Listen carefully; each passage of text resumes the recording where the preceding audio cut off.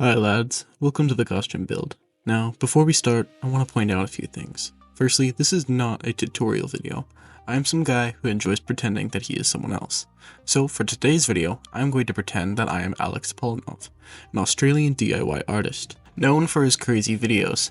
Now, I'm going to be utilizing his editing style, his humor, and his ramshackle assembly process to complete my costume. The only thing missing is his beautiful accent, his wicked jawline, and his definitely shark-proof apron. Regardless, I hope you know that I'm not doing it just because, but rather, I realized that I looked like a total buffoon in the recordings, and I'm hiding it behind a slick edit and some time lapses. So, let's get to work. To start off the whole thing, I need to finish cutting out my paper templates. It's never a good idea to just start cutting out material and hoping that it works. So, I need to take the advice of my dog's vet. Measure twice, cut once. Now, as we progress through the planning stage, you aren't going to see me cutting out a chest piece, as I was a silly goose and recorded that in the wrong aspect ratio. I made a short out of that a few weeks back if you want to go watch it, but make sure that you finish this video first. Right now, I'm cutting out the armor for my stomach, which I think turned out pretty cool and I will be using as a weightlifting belt, because I am a broke college student without anything better to use. Now, after donning on the whole paper template, it does in fact look a little bit like a hobo's corset, so I'm going to be taking it off and just moving on. Another piece that we need to focus on is loincloth. Now, even though it's essentially just one strip of leather over my crotch, I still wanted to make sure that it fit me properly. I then proceeded to talk about covering my junk for the next 15 minutes, but I think the real show of my balls was proceeding to hit post knowing that my dog neutering joke was in this video. I then cut out my arm and my leg pieces. But it turns out I didn't end up using them that much, as they turned out to be way more complicated than I had initially planned. The arms were actually the worst part, as Kratos actually has two different arm guards, and one of them, shown here, consisted of triple layering, just like his shoulder gauntlet. But soon I had cut out all the pieces, and it was time to put them on my body and confirm that they fit. But just in case it all falls apart on me, I need to label them. It's really important that you label all your templates, so you don't accidentally cut up your own birth certificate, thus erasing you from existence and forcing you into a life of crime just to survive. But because that 100% definitely does not sound like something interesting to do, I decided that I was going to label everything. After making sure that it was all labeled properly, I could then move on to laying out the templates on my material. This was to ensure that I had purchased legally, enough old luggage to create the costume. But before I do that, I needed to do one final test fitting.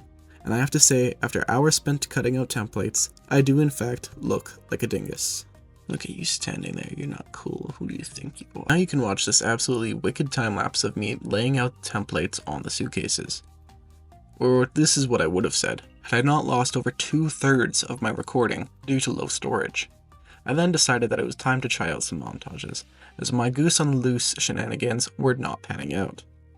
But after laying out the templates on the material, I could now begin the process of cutting everything out and stitching it together.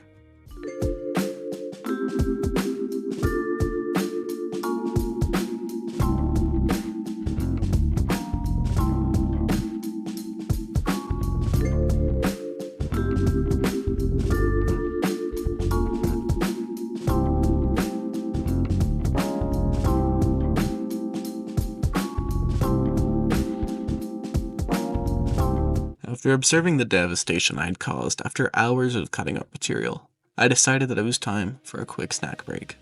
And I had indeed made a big mess. I'm unsure where some of these blunt instruments came from, but as there were no bodies, I just assumed that it was fine and moved on. Taking the time to organize everything, this is the material I was left with. But now, here comes the issue. I didn't want to spend the next 3 weeks hand stitching together leather armor, but I had never used a sewing machine before. Needless to say, I was having trouble fabricating a solution. What? Oh, come on, that was funny and you know it. Alright, let's move on. Anyways, it was time to get some leather sewing needles and get to work making this thing. I started with the most basic gauntlet piece, as I thought it was just going to be straight lines on the thinnest material. I had done some practice tests and I thought that I had the hang of it. As it turns out, unfortunately, I definitely did not have the hang of it. I ended up going through quite a few needles before I searched up on YouTube how to actually use the machine, and I realized that I hadn't been setting the bobbin correctly. I also later learned that I had not been putting the guide down, which had been resulting in quite frequent jamming. and not the kind that good musicians make. But after fixing my incompetency, I had finally managed to put together something that resembled armor. Even if only just.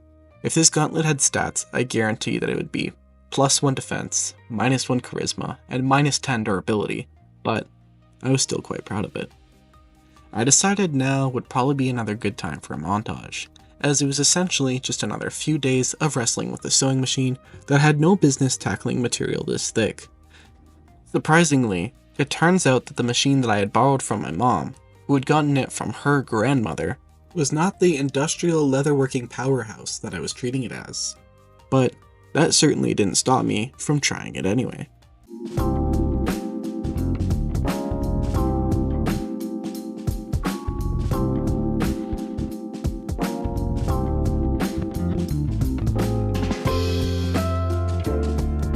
To absolutely no one's surprised, it got to a point where it was actually just faster for me to hand stitch everything, especially since some of the spots I couldn't actually get with a sewing machine anyways, so for most of the rest, I just resorted to hand stitching.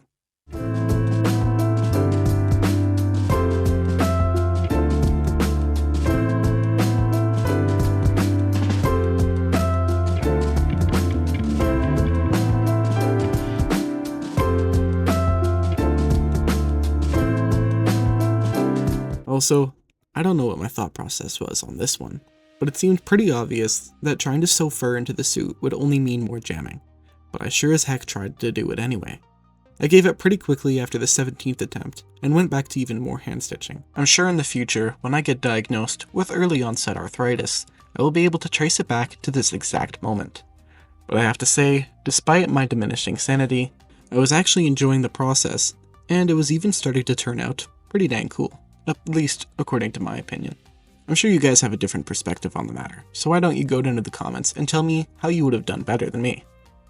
I had spent just a couple more days putting some finishing touches on the needlework, but now, after what had seemed like a week straight, spent sewing, cutting, and definitely not crying, I can confidently say that I had managed to get something that was absolutely only about halfway done. You see, I still had to paint everything, and then use all my available power to detail and do everything that I could to distract from my poor seamstressing work. Just like every good luxury product brand, the key was to hide my mistakes behind lots and lots of bells and whistles. You may have also noticed the boots in the last clip, and thought to yourself, hey, those don't look like they were put together by a 4-year-old who has ADHD. And you'd be correct. One thing that I absolutely refused to do was cobbling my own shoes, simply because I'm not a British merchant from the 1800s.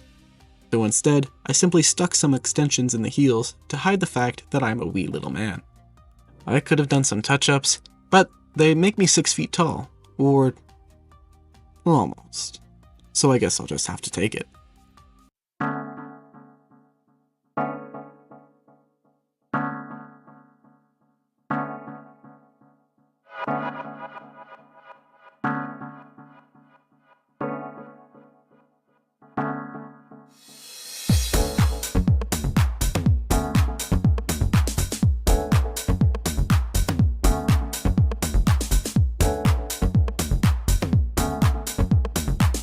You're probably also wondering, why am I ruining these, I'm gonna call them beautiful, leather pieces by covering them in multicolored hot glue?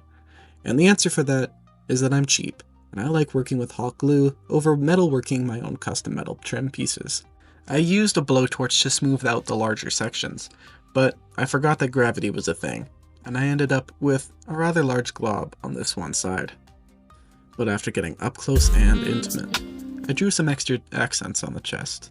You see, it's these smaller details that I think save me from looking like a Temu version of a Viking, but I'll let you guys be the judge.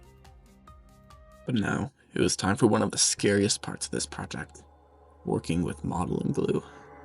Just one false move, and not just this project, but my life is over.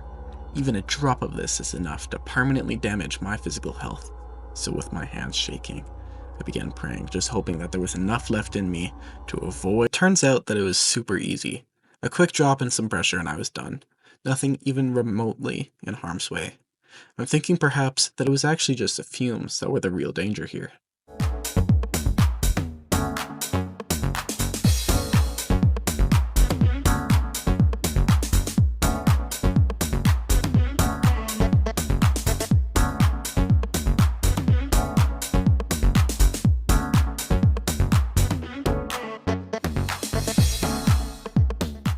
When I was finally finished, I realized perhaps my dining room is not the best place to show off this Viking costume, so let's take a little road trip.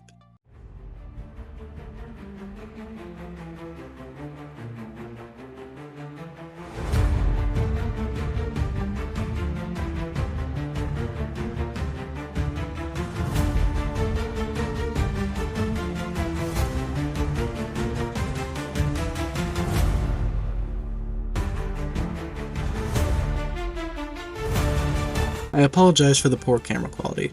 It looked a lot cooler in the recording before I had to zoom in. But as you can tell, I feel quite proud. After getting home, I decided I would record a little bit closer. Now, if this video gets 10,000 likes, I'll do another video in costume, but I'll shave my head. Be sure to subscribe, and thanks for watching, lads.